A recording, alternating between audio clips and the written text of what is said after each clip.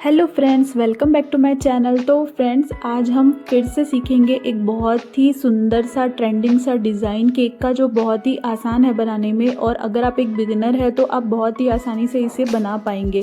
तो फ्रेंड्स, ये जो केक था ये 1.5 यानी 1.5 किलो का ऑर्डर था मेरा। तो इसके लिए मैंने पहले 1 किलो का नीचे बेस तैयार किया और उसके ऊपर मैंने सेकेंड लेयर जो रखी वो 500 ग्राम यानी आधा किलो की थी। तो सबसे पहले हमें 1 किलो वाला केक रेडी करना है। तो उसके लिए केक को पहले 3 लेयर्स में कट कर लिया और फिर एक बोर्ड लेके और उसके ऊपर थोड़ा क्रीम लगा के फिर केक की लेयर रखेंगे ताकि वो अच्छी तरह से बोर्ड पे स्टिक हो जाए। उसके बाद उस लेयर को अच्छी तरह से पानी से सोक करेंगे। अब यहाँ पे देखिए फ्रेंड्स, मेरे जो कस्टमर हैं उनको कम शुगर चाहिए होता है, इसलिए मैं पानी से सोक करती हूँ, पर आप चाहे तो शुगर सिरप से भी सोक कर सकते हैं। इसके बाद उस लेयर पे हम क्रीम अप्लाई करेंगे और क्रीम लगाने के बाद उस पर चेरी क्रश डाला है मैंने, क्योंकि वो ब्लैक फॉरेस्ट फ्लेवर है तो उस पर चेरी क्रश का टेस्ट बहुत ही अच्छा जाता है। और इस तरह से उसके बाद उसकी सेकंड लेयर रख के फिर वही सेम क्रीम, पहले पानी से उसको सोक करेंगे, फिर क्रीम लगाएंगे, फिर चेरी क्रश लगाएंगे, फिर फाइनल लेयर रखेंगे। तो फ्रेंड्स, अगर हमको 1 किलो का केक बनाना है तो उसके लिए जो हमारा स्पॉन्ज है वो 550 या उससे ज़्यादा ग्राम यानी 550 ग्राम या उससे थोड़ा ज़्यादा रेडी होना चाहिए। फिर हम जो अंदर क्रीम वगैरह लगाते हैं, क्रश वगैरह लगाते हैं, अगर चोको चिप्स वगैरह ऐड किया है और ऊपर से अगर कुछ गार्निशिंग की है केक के ऊपर, तो वो सब मिला के केक 1 kg का रेडी होता है। मेरे साथ अक्सर ऐसा होता है कि केक जो है वो ओवरवेट चला जाता है। तो जब हम लास्ट लेयर रखते हैं उसके बाद अगर हम एक बार वेट कर लेते हैं ना, तो हमें आइडिया हो जाता है कि हाँ भाई, हमारा केक इतने तक बनेगा, भी ओवरवेट नहीं जाएगा। और अगर ओवरवेट जा भी रहा है तो हम उसको कट करके ठीक कर सकते हैं, क्योंकि केक एक बार पूरा रेडी हो जाने के बाद तो उसको कहीं से भी कम करना, कट करना पॉसिबल नहीं होता है। जितना भी वेट हुआ उतना हमें कस्टमर को देना ही पड़ता है। तो इस तरह से केक को एक कोट करने के बाद उसको फ्रिज में आधे घंटे के लिए सेट होने के लिए रखना है। और अब इसमें हम फाइनल कोटिंग करेंगे। तो फाइनल कोटिंग के लिए फ्रेंड्स, मैं हर वीडियो में अपनी बोलती हूँ कि आप इस तरह की OHP शीट या फिर स्मूथ स्क्रैपर आते हैं उनका यूज़ कीजिए। फ्लेक्सिबल स्क्रैपर आते हैं, उनसे बहुत ही ज़्यादा अच्छी फिनिशिंग होती है और एक बार में फिनिशिंग हो जाती है। अब वो केक रेडी करके फ्रिज में डाल दिया सेट होने के लिए। अब इसी तरह से जो हमारा आधा किलो वाला जो केक है उसको भी हम सेम उसी तरह से रेडी कर लेंगे, क्योंकि वो भी ब्लैक फॉरेस्ट फ्लेवर ही होने वाला है। तो सब कुछ सेम टू सेम जैसा 1 किलो का किया था वैसा ही उसको रेडी कर लेंगे। और रेडी करके उसको भी मैंने फ्रिज में सेट होने के लिए रख दिया है। तब तक हम जो हमारी चॉकलेट गार्निशिंग, मतलब चॉकलेट के जो ऊपर में डेकोरेशन लगाने वाले हैं, वो रेडी कर लेते हैं। तो उसके लिए मैंने यहाँ पे OHP शीट लिया है और सिंपल जो हमारा डार्क चॉकलेट होता है उसको मेल्ट करके इस तरह से रैंडम गोल गोल राउंड राउंड जैसे भी डिज़ाइन आपको देनी है आप दे सकते हो, वैसे डिज़ाइन बनाई है। और उसके बाद उसको सेट होने के लिए ऐसे ही छोड़ देना है और थोड़ा टच करके देखेंगे कि वो हाथ में चिपक तो नहीं रहा।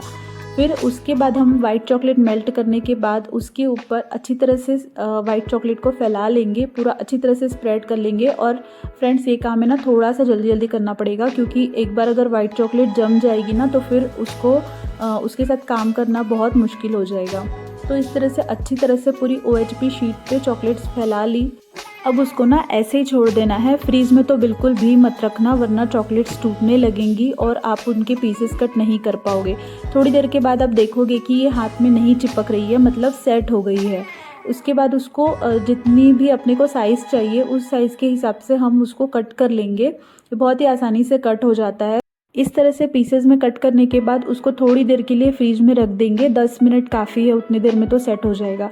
फिर तब तक हम जो हमारा केक है वो फ्रिज से निकाल लेते हैं। और अब आती है सबसे मुश्किल टाइम, जब हमको उस केक को, छोटे वाले केक को बड़े वाले केक के ऊपर रखना है। तो बहुत ही आराम से पैलेट नाइफ से उठा के धीरे से ये काम करना है। थोड़ा भी इधर उधर होगा तो आपका जो 1 kg का केक है वो पूरा बिगड़ जाएगा।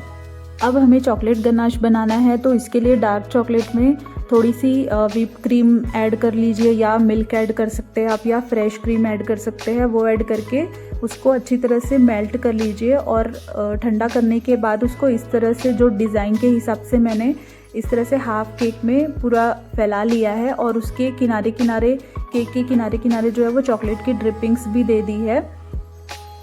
ये काम है ना फ्रेंड्स, आपको थोड़ा सा जल्दी करना पड़ेगा क्योंकि केक ऑलरेडी ठंडा होता है, मतलब क्रीम ठंडी होती है केक की, और गनाश भी ठंडा होने के बाद गाढ़ा हो जाता है। तो एक बार अगर ये गाढ़ा हो गया ना तो आप उसको फैलाएंगे तो वो उतनी स्मूथ फिनिशिंग उसमें नहीं आएगी, वो उसमें मतलब वो प्रॉपर उसकी स्मूथ फिनिशिंग नहीं दिखेगी केक में। इसलिए थोड़ा जल्दी उसको फैलाना है, और एकदम गर्म नहीं लेना है गनाश, उसको ठंडा ही लेना है गनाश को। और फिर इस तरह से मैंने चम्मच से थोड़ा थोड़ा करके उसको सब तरफ से फैला लिया है।